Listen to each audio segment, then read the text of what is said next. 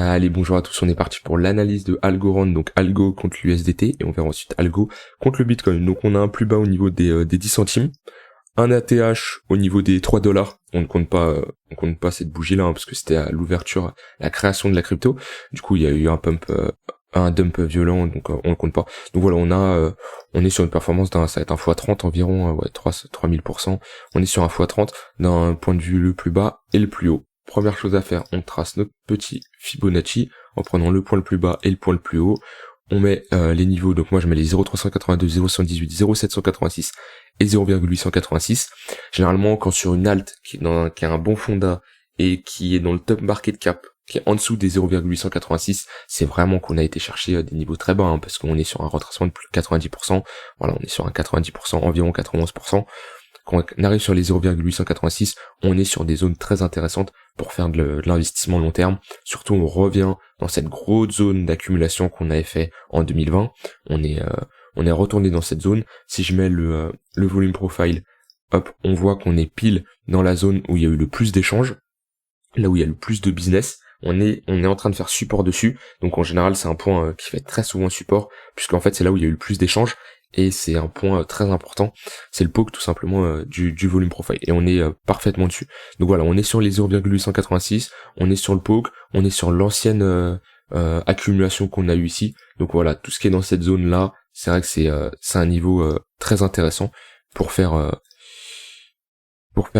du DCA tout simplement, hein. Soit vous investissez par palier, donc soit vous vous dites voilà tous les premiers de la semaine, tous les premiers lundis de la semaine, tous les premiers du mois, vous mettez une somme, soit vous attendez un retournement de tendance pour être dans le bon sens de la dynamique, parce que là on le voit très bien, sur Algo on est toujours en dynamique baissière, on fait tout simplement des creux et des sommets de plus en plus bas, voilà, ils sont assez visibles, et pour instaurer une dynamique haussière, soit on va venir casser le précédent sommet, ici, donc soit on casse ce sommet-là et on retourne en dynamique haussière, soit on va former un W bottom ici.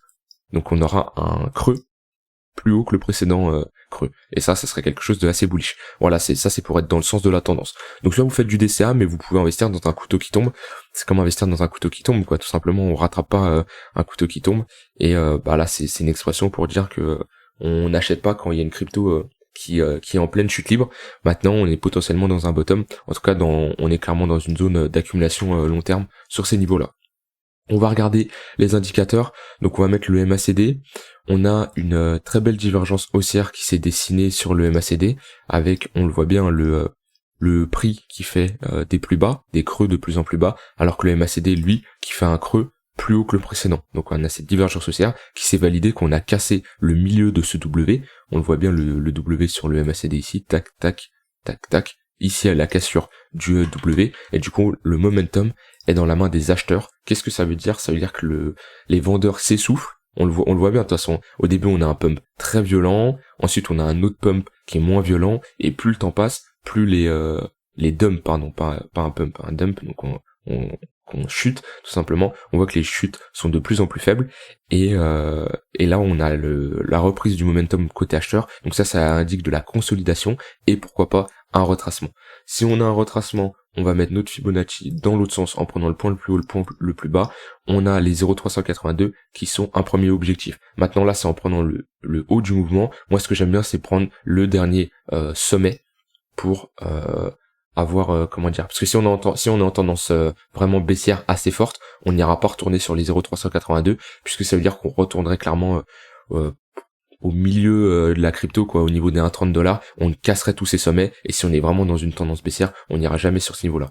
Donc si on est toujours dans une tendance baissière, on va aller rechercher au minimum les 0,382, où on peut tout simplement aller chercher les 0,382 et redump violemment, ou aller chercher les 0,118 et redump violemment. Et on sera toujours dans une tendance baissière, puisque le sommet sera plus bas que le précédent sommet. Donc ça c'est un niveau qu'on peut venir chercher les 0,118, et déjà on serait sur un bon retracement, on serait sur un x2. Donc ça serait quand même un rebond assez intéressant si on joue ce rebond là tout simplement. Si je passe en plus une unité de temps un peu plus courte, on voit qu'on est dans un gros range, avec ici on va voir le bas du range et ici hop le haut du range. On est en train de de faire des rebonds là-dessus. Donc bah pour les traders, là il y a de quoi faire hein, sur les boards comme ça de range où bah il y a pas mal de stratégies de trading sur les bas de range et les hauts de range. Maintenant ici on va parler investissement hein, parce que le trading c'est vraiment propre à chacun a sa stratégie, a sa méthode et bah je vais pas vous donner des conseils sur le trading alors que c'est une méthode propre à chacun. Par contre pour de l'investissement on peut clairement discuter là-dessus. Donc voilà, donc moi ce que j'attendrais pour de l'investissement c'est clairement un W weekly qui se dessine sur Algo, surtout qu'on est quand même faible contre le Bitcoin. Je vais aller voir la charte après, mais pour moi on est faible vu qu'on a cassé le bottom comme le Bitcoin. Du coup on doit être soit plus faible que le Bitcoin, soit neutre, mais il y a des cryptos beaucoup plus intéressantes qui eux n'ont pas cassé leur bottom. Donc voilà, je voulais juste ajouter un dernier indicateur, c'était l'OBV pour voir s'il y a des entrées ou de la sortie d'argent sur cet actif, et on voit qu'il y a la sortie d'argent puisque l'OBV est décroissant. On voit qu'on fait des M sur l'OBV depuis le décembre 2021, fin décembre 2021, donc on a de la sortie d'argent sur cet actif. Donc voilà pour Algo. Je reviendrai après sur la charte contre le SDT, mais on va vite fait regarder la charte contre le Bitcoin. Contre le Bitcoin, c'est vrai que c'est assez moche puisqu'on est en train de faire bah pareil, hein, ça me fait un peu penser à la charte du Litecoin, bon un peu moins vénère quand même, mais on est tout simplement en train de faire des creux et des sommets de plus en plus bas. On voit les sommets sont en train de chuter tout simplement. On le voit bien, on est en dynamique baissière sur l'algo contre le Bitcoin. La charte est pas très belle. Si je me mets en monthly, on peut être sur le bottom hein, parce qu'on arrive sur le bas d'un pivot monthly. Donc ça peut être quelque chose d'intéressant. Maintenant c'est quand même un pari assez risqué.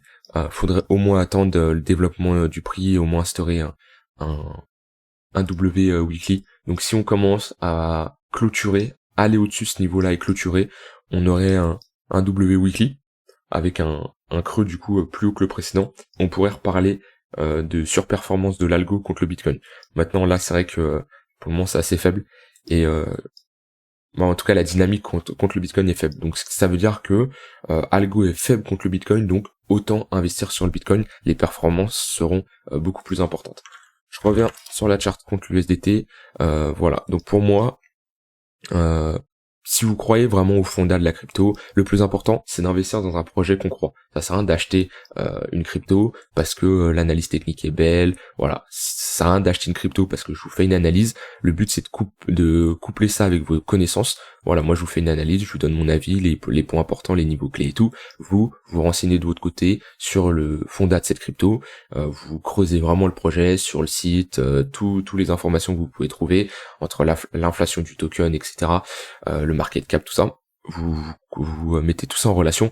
Et si vous estimez que d'un point de vue fondat, vous pensez que la valeur actuellement de Algo est beaucoup sous-estimée, alors pourquoi pas on est dans des niveaux intéressants. Mais c'est pas parce que l'analyse technique est intéressante que on va se placer dessus. Voilà, de mon point de vue, l'analyse technique est intéressante. Maintenant, il y a des cryptos beaucoup plus intéressantes que Algo pour de l'achat investissement long terme.